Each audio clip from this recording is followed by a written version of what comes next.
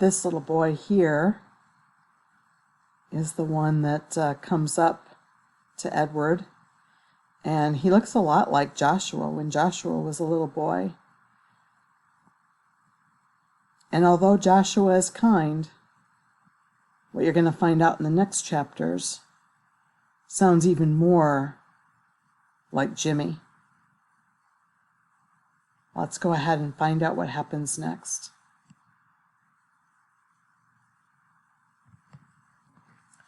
"Bryce," said the old woman, "get away from that rabbit.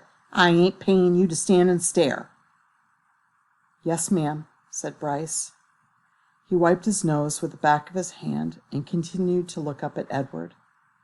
The boy's eyes were brown with flecks of gold shining in them. "Hey," he whispered to Edward. A crow settled on Edward's head, and the boy flapped his arms and shouted, "Go on, get!" And the bird spread his wings and flew away. "Bryce!" shouted the old woman. "Ma'am?" said Bryce. "Get away from that rabbit. Do your work. I ain't gonna say it again." "Yes'm," said Bryce.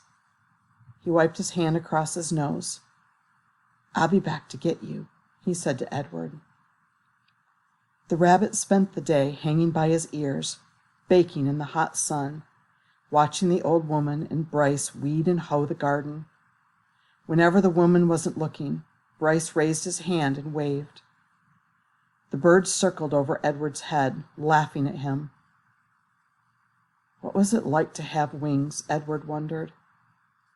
If he had had wings when he was tossed overboard, he would not have sunk to the bottom of the sea. Instead, he would have flown in the opposite direction, up into the deep, bright blue sky. And when Lolly took him to the dump, he would have flown out of the garbage and followed her and landed on her head, holding on with his sharp claws. And on the train, when the man kicked him, Edward would not have fallen to the ground. Instead, he would have risen up and sat on top of the train and laughed at the man. "Caw, caw, caw." In the late afternoon, Bryce and the old lady left the field. Bryce winked at Edward as he walked past him.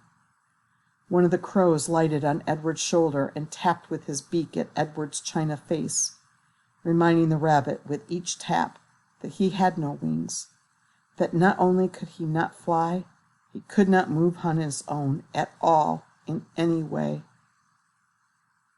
Dusk descended over the field, and then came true dark. A whippoorwill sang out over and over again.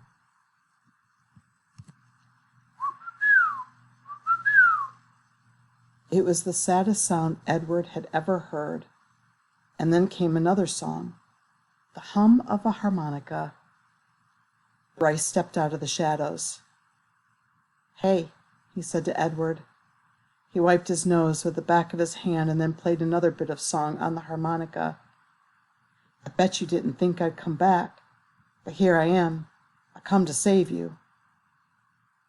Too late, thought Edward, as Bryce climbed the pole and worked at the wires that were tied around his wrists.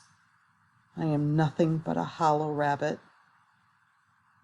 Too late, thought Edward, as Bryce pulled the nails out of his ears. "I am only a doll made of china." But when the last nail was out and he fell forward into Bryce's arms, the rabbit felt a rush of relief, and the feeling of relief was followed by one of joy. Perhaps, he thought, it is not too late, after all, for me to be saved. Chapter 17. Bryce slung Edward over his shoulder. He started to walk. "I come to get you for Sarah Ruth," Bryce said. "You don't know Sarah Ruth. She's my sister. She's sick. She had her a baby doll made out of china. She loved that baby doll. But he broke it. He broke it. He was drunk, and stepped on that baby's head and smashed it into 100 million pieces. Them pieces was so small I couldn't make them go back together. I couldn't. I tried and tried. At this point in his story, Bryce stopped walking and shook his head and wiped at his nose with the back of his hand. Sarah Ruth ain't had nothing to play with since. He won't buy her nothing. He says she don't need nothing. He says she don't need nothing 'cause she ain't gonna live. He don't know. Bryce started to walk again. He don't know, he said. Who he was not clear to Edward. What was clear was that he was being taken to a child to make up for the loss of a doll. A doll. How Edward loathed dolls. And to be thought of as a likely replacement for a doll offended him. But still, it was, he had to admit, a highly preferable alternative to hanging by his ears from a post. The house in which Bryce and Sarah Ruth lived was so small and crooked that Edward did not believe at first that it was a house. He mistook it instead for a chicken coop. Inside there were 2 beds and a kerosene lamp and not much else. Bryce laid Edward at the foot of one of the beds and then lit the lamp. Sarah Ruth, you gotta wake up now, honey. I brung you something. He took the harmonica out of his pocket and played the beginning of a simple melody. The little girl sat up in her bed and immediately started to cough. Bryce put his hand on her back. That's all right, he told her. That's okay. She was young, maybe 4 years old, and she had white blonde hair, and even in the poor light of the lamp, Edward could see that her eyes were the same gold-flecked brown as Bryce's. That's right. You go on ahead and cough. Sarah Ruth obliged him. She coughed and coughed and coughed. On the wall of the cabin, the kerosene light cast her trembling shadow, hunched over and small. The coughing was the saddest sound that Edward had ever heard, sadder even than the mournful call of the whippoorwill. Finally, Sarah Ruth stopped. Bryce said, You want to see what I brung you? Sarah Ruth nodded. You got to close your eyes. The girl closed her eyes. Bryce picked up Edward and held him so that he was standing straight, like a soldier at the end of the bed. All right now, you can open them. Sarah Ruth opened her eyes, and Bryce moved Edward's china legs and china arms so it looked as if he were dancing. Sarah Ruth laughed and clapped her hands. Rabbit, she said. He's for you, honey, said Bryce. Sarah Ruth looked first at Edward, and then at Bryce, and then back at Edward again, her eyes wide and disbelieving. He's yours. Mine? Sarah Ruth, Edward was soon to discover, rarely said more than one word at a time. Words, at least several of them strung together, made her cough. She limited herself. She said only what needed to be said. Yours, said Bryce. I got him special for you. This knowledge provoked another fit of coughing in Sarah Ruth, and she hunched over again. When the fit was done, she uncurled herself and held out her arms. That's right, said Bryce. He handed Edward to her. Baby, said Sarah Ruth. She rocked Edward back and forth and stared down at him and smiled. Never in his life had Edward been cradled like a baby. Abilene had not done it, nor had Nellie, and most certainly Bull had not. It was a singular sensation to be held so gently and yet so fiercely, to be stared down at with so much love. Edward felt the whole of his china body flood with warmth. "You gonna give him a name, honey?" Bryce asked. "Jangles," said Sarah Ruth, without taking her eyes off Edward. "Jangles, huh?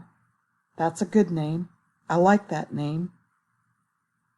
Bryce patted Sarah Ruth on the head. She continued to stare down at Edward. "Hush," she said to Edward as she rocked him back and forth.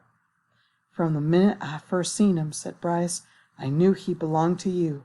I said to myself, that rabbit is for Sarah Ruth for sure." "Jangles," murmured Sarah Ruth. Outside the cabin, thunder cracked, and then came the sound of rain falling on the tin roof. Sarah Ruth rocked Edward back and forth, and Bryce took out his harmonica and started to play, making his song keep rhythm with the rain. Chapter 18. Bryce and Sarah Ruth had a father. Early the next morning, when the light was gray and uncertain, Sarah Ruth was sitting up in bed, coughing, and the father came home. He picked Edward up by one of his ears and said, "I ain't never." "It's a baby doll," said Bryce. "Don't look like no baby doll to me." Edward, hanging by one ear, was frightened. This, he was certain, was the man who crushed the heads of china dolls. "Jangles," said Sarah Ruth between coughs. She held out her arms. "He's hers," said Bryce. "He belongs to her." The father dropped Edward on the bed, and Bryce picked up the rabbit and handed him to Sarah Ruth. "It don't matter anyway," said the father. "Don't make no difference, none of it." "It does so matter," said Bryce. "Don't you sass me," said the father. He raised his hand and slapped Bryce across his mouth, and then he turned and left the house. "You ain't got to worry about him," said Bryce to Edward. "He ain't nothing but a bully. And besides, he don't hardly ever come home." Fortunately, the father did not come home that day. Bryce went out to work, and Sarah Ruth spent the day in bed. Oops. All right, let's try that again. Let's see. Fortunately, the father did not come back that day. Bryce went out to work, and Sarah Ruth spent the day in bed, holding Edward in her lap and playing with a box filled with buttons. "Pretty," she said to Edward, as she lined up the buttons on the bed and arranged them into different patterns. Sometimes, when a coughing fit was particularly bad, she squeezed Edward so tight that he was afraid he would crack in two. Also, in between coughing fits, she took to sucking on one or the other of Edward's ears. Normally, Edward would have found intrusive, clingy behavior of this sort very annoying. But there was something about Sarah Ruth. He wanted to take care of her. He wanted to protect her. He wanted to do more for her. At the end of the day, Bryce returned with a biscuit for Sarah Ruth and a ball of twine for Edward. Sarah Ruth held the biscuit in both hands and took small, tentative bites. "You eat that all up, honey. Let me hold Jangles," said Bryce. "Him and me got a surprise for you." Bryce took Edward off in a corner of the room, and with his pocket knife he cut off lengths of twine and tied them to Edward's arms and feet, and then tied the twine to sticks of wood. "See, all day I've been thinking about it," Bryce said. "What we're going to do is make you dance. Sarah Ruth loves dancing. Mama used to hold on to her and dance her around the room." "You eating that biscuit?" Bryce called out to Sarah Ruth. "Uh-huh," said Sarah Ruth. "You hold on, honey. We got a surprise for you." Bryce stood up. "Close your eyes," he told her. He took Edward over to the bed and said, "Okay, you can open them now." Sarah Ruth opened her eyes. "Dance, Jangles," said Bryce. And then, moving the strings with the sticks with his one hand, Bryce made Edward dance and drop and sway, and the whole while, at the same time, with his other hand, he held onto the harmonica and played a bright and lively tune. Sarah Ruth laughed. She laughed until she started to cough. And then Bryce laid Edward down and took Sarah Ruth in his lap and rocked her and rubbed her back. "You want some fresh air?" he asked her. "Let's get you out of this nasty old air, huh?" Bryce carried his sister outside. He left Edward lying on the bed, and the rabbit, staring up at the smoke-stained ceiling, thought again about having wings. If he had them, he thought, he would fly high above the world, to where the air was clear and sweet, and he would take Sarah Ruth with him. He would carry her in his arms. Surely, so high above the world, she would be able to breathe without coughing. After a minute, Bryce came back inside, still carrying Sarah Ruth. "She wants you too," he said. "Jangles," said Sarah Ruth. She held out her arms. So Bryce held Sarah Ruth, and Sarah Ruth held Edward, and the three of them stood outside. Bryce said, "You gotta look for fallen stars. Them are the ones with magic." They were quiet for a long time, all three of them looking up at the sky. Sarah Ruth stopped coughing. Edward thought that maybe she'd fallen asleep. "There," she said, and she pointed to a star streaking through the night sky. "Make a wish, honey," Bryce said, his voice high and tight. "That's your star. You make you a wish for anything you want." And even though it was Sarah Ruth's star, Edward wished on it too. We don't really know what disease Sarah Ruth has. This is the 1930s, then this is before vaccines, so it could be so many. It could be whooping cough, it could be pneumonia, it could be tuberculosis, it could be cystic fibrosis. There are a lot of different diseases, and there wasn't the medical care that there was for today. Even for the rich, there wasn't the medical care that there is for today. And Sarah Ruth, poor, not much help for her. Chapter 19. The days passed. The sun rose and set and rose and set again and again. Sometimes the father came home, and sometimes he did not. Edward's ears became soggy, and he did not care. His sweater had almost completely unraveled, and it didn't bother him. He was hugged half to death, and it felt good. In the evenings, at the hands of Bryce, at the ends of the twine, Edward danced and danced. 1 month passed, and then 2, and then 3. Sarah Ruth got worse. In the 5th month, she refused to eat. And in the 6th month, she began to cough up blood.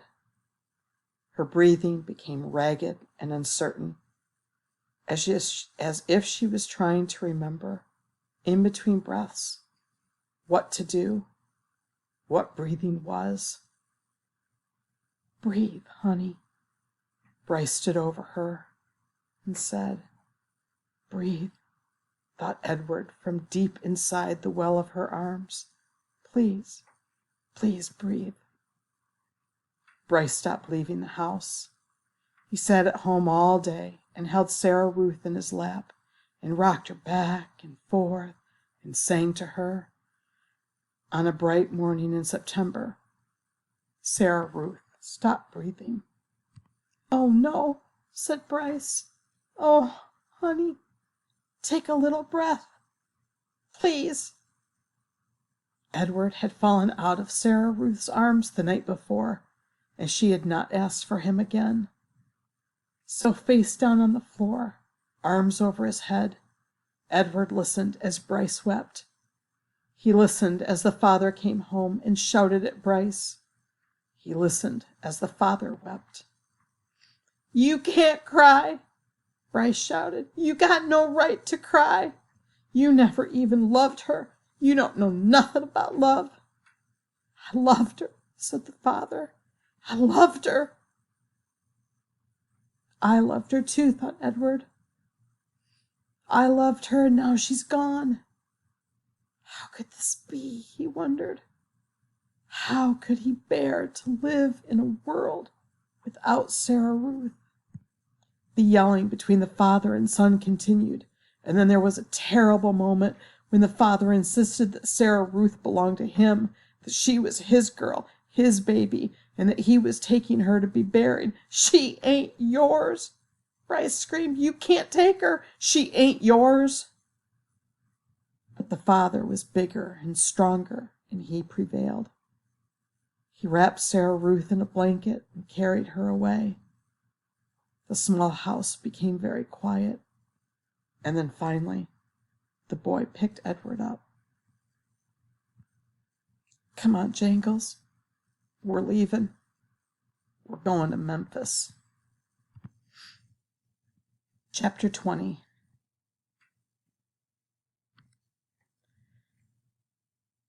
"How many dancing rabbits have you seen in your life?" Bryce said to Edward. I can tell you how many I seen. One. You. That's how you and me are going to make some money. I seen it the last time I was in Memphis. Folks put on any kind of show right there on the street corner. People pay 'em for it. I seen it. The walk to town took all night. Bryce walked without stopping, carrying Edward under one arm and talking to him the whole time. Edward tried to listen, but the terrible scarecrow feeling had come back. The feeling he had when he was hanging by his ears in the old lady's garden. The feeling that nothing mattered, and that nothing would ever matter again. And not only did Edward feel hollow, he ached. Every part of his china body hurt.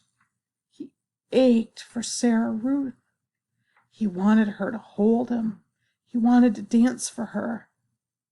And he did dance, but it was not for Sarah Ruth. Edward danced for strangers on a dirty street corner in Memphis. Bryce played his harmonica and moved Edward's strings, and Edward bowed and shuffled and swayed, and people stopped to stare and point and laugh. On the ground in front of them was Sarah Ruth's button box. The lid was open to encourage people to drop change inside it. "Mama," said a small child, "look at that bunny. I want to touch him." He reached out his hand for Edward. "No," said the mother. "Dirty." She pulled the child back, away from Edward. "Nasty," she said. A man wearing a hat stopped and stared at Edward and Bryce. "It's a sin to dance," he said. And then after a long pause he said, "It's a particular sin for rabbits to dance." The man took off his hat and held it over his heart. He stood and watched the boy and the rabbit for a long time. Finally, he put his hat back on his head and walked away. The shadows lengthened. The sun became an orange, dusty ball low in the sky. Bryce started to cry. Edward saw his tears land on the pavement. But the boy did not stop playing his harmonica. He did not make Edward stop dancing. An old woman leaning on a cane stepped up close to them. She stared at Edward with deep, dark eyes. "Pellegrina?" thought the dancing rabbit. She nodded at him. "Look at me," he said to her. His arms and legs jerked. "Look at me. You got your wish. I have learned how to love, and it's a terrible thing. I'm broken. My heart is broken. Help me." The old woman turned and hobbled away. "Come back," thought Edward. Fix me. Bryce cried harder. He made Edward dance faster. Finally, when the sun was gone and the streets were dark, Bryce stopped playing his harmonica. I'm done now, he said. He let Edward fall to the pavement. I ain't gonna cry any more. Bryce wiped his nose and his eyes with the back of his hand. He picked up the button box and looked inside it. We got us enough money to get something to eat, he said. Come on, Jangles. Chapter 21. Neil's Diner. The diner was called Neil's. The word was written in big red neon letters that flashed on and off. Inside it was warm and bright and smelled like fried chicken and toast and coffee. Bryce sat at the counter and put Edward on a stool next to him. He leaned the rabbit's forehead up against the counter so that he would not fall. What you gonna have, sugar? The waitress said to Bryce. Give me some pancakes, said Bryce, and some eggs, and I want steak, too. I want a big old steak, and some toast, and some coffee. The waitress leaned forward and pulled at one of Edward's ears, and then pushed him backward so that she could see his face. This your rabbit? She said to Bryce. Yes'm. He's mine now. He belonged to my sister. Bryce wiped at his nose with the back of his hand. We're in show business, me and him. Is that right? Said the waitress. She had a name tag on the front of her dress. Marlene, it said. She looked at Edward's face, and then she let go of his ear, and he fell forward so that his head rested against the counter again. Go ahead, Marlene, thought Edward. Push me around. Do with me as you will. What does it matter? I am broken. Broken. The food came, and Bryce ate all of it without even looking up from his plate. Well, you was hungry, for sure, said Marlene, as she cleared away the plates. I reckon show business is hard work. Yes'm, said Bryce. Marlene tucked the check under the coffee cup. Bryce picked it up and looked at it and then shook his head. I ain't got enough, he said to Edward. Ma'am, he said to Marlene when she came back and filled up his coffee cup. I ain't got enough. What, sugar? I ain't got enough money. She stopped pouring the coffee and looked at him. You're going to have to talk to Neil about that. Neil, it turned out, was both the owner and the cook. He was a large, red-haired, red-faced man who came out of the kitchen holding a spatula in one hand. You came in here hungry, right? He said to Bryce. Yes, sir, said Bryce. He wiped his nose with the back of his hand. And you ordered some food, and I cooked it, and Marlene brought it to you, right? I reckon, said Bryce. You reckon? He brought the spatula down on the countertop with a thwack. Bryce jumped. Yes, sir. I mean, no, sir. I cooked it for you, said Neil. Yes, sir, said Bryce. He picked Edward up off the stool and held him close. Everyone in the diner had stopped eating. They were all staring at the boy and the rabbit and Neil. Only Marlene looked away. You ordered it. I cooked it. Marlene served it. You ate it. Now, said Neil, I want my money. He tapped the spatula lightly on the counter. You ever seen a rabbit dance? Bryce said. How's that? Said Neil. You ever before in your life seen a rabbit dance? Bryce set Edward on the floor and started pulling the strings attached to his feet, making him do a slow shuffle. He put his harmonica in his mouth and played a sad song that went along with the dance. Somebody laughed. Bryce took the harmonica out of his mouth and said, "He could dance some more if you want him to. He could dance to pay for what I ate." Neil stared at Bryce, and then without warning, he reached down and grabbed hold of Edward. "This is what I think of dancing rabbits," said Neil. And he swung Edward by the feet, swung him so that his head hit the edge of the counter hard.